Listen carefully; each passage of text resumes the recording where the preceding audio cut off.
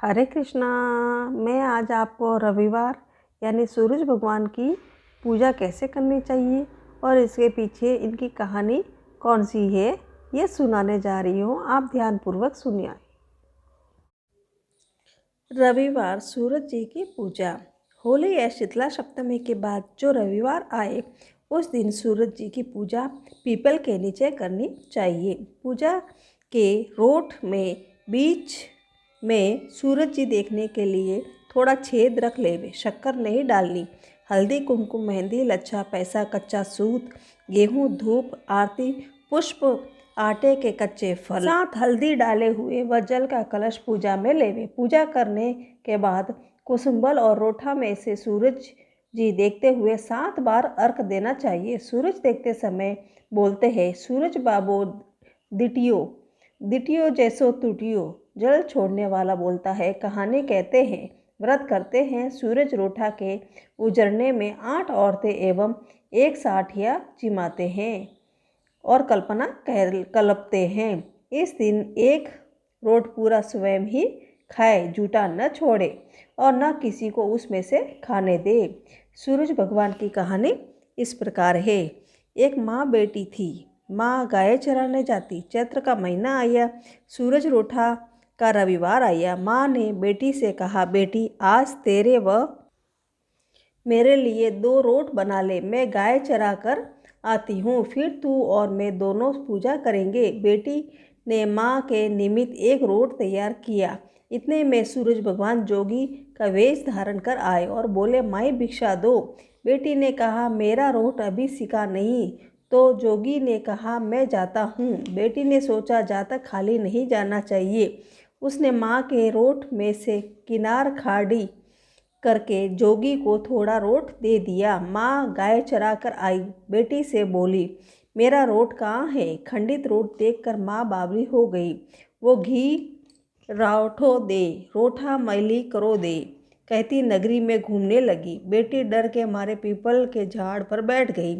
3-4 दिन निकले। बेटी भूखी प्यासी बैठी रही। सूरज भगवान को उस पर दया आई। सूरज भगवान ने उसके लिए पानी का लोटा व चूरमा भेज दिया। एक दिन एक राजा का कंवर शिकार करके आया और उसी पीपल की ठंडी छाया में बैठा और बोला, कितना अच्छा होता है कि पीने को थोड़ा पानी मिल जाता। ऐसा सुनते ही लड़की ने थोड़ा पानी डाला।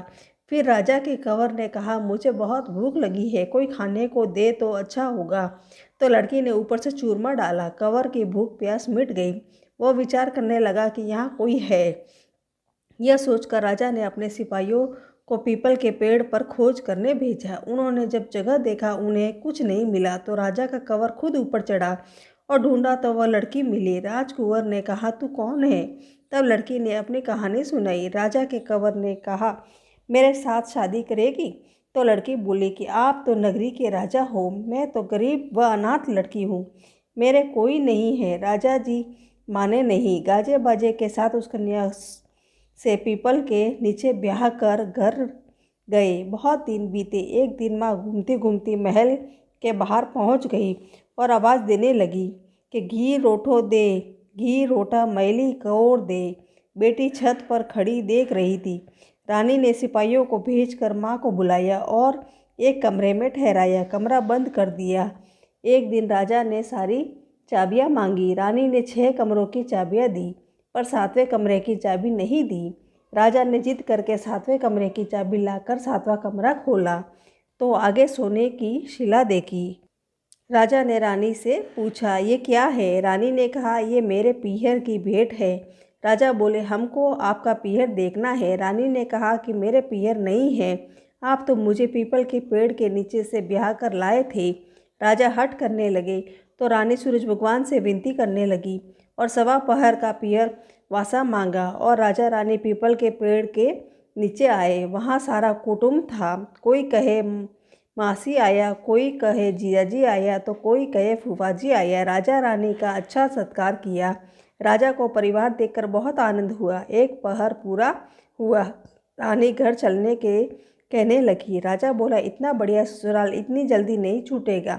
अब तो रानी कुंवर की चिकोटी काटने लगी, उसे रुलाने लगी और कहा कि मेरे तो कुंवर रो रहा है, आप राजा जी जल्दी चलो। राजा रानी को पियर वालों ने खूब दिया और विदा किया। जल्दी में राजा जी अपने पैरों की मोजड़ी व घोड़ी का ताजना वहीं भूल गए। थोड़ा आगे जाते ही राजा को याद आई तो सिपाहियों से कहा, रथ वापस घुमाओ, मेरी घोड़ी का ताजना और पैरों की मोजड़ी वहीं रह गई। रानी कहने लगी, इतनी सी चीज़ के पीछे वापस क्यों जाते हो? इतना धन उन्होंने दिया है। राजा ने एक नहीं सुनी, पीपल के नीचे गए और वहाँ देखा कि वहाँ राजा जी का सामान पड़ा है, पत्ते उड़ रहे हैं, पर कोई परिवार वैभव नहीं है।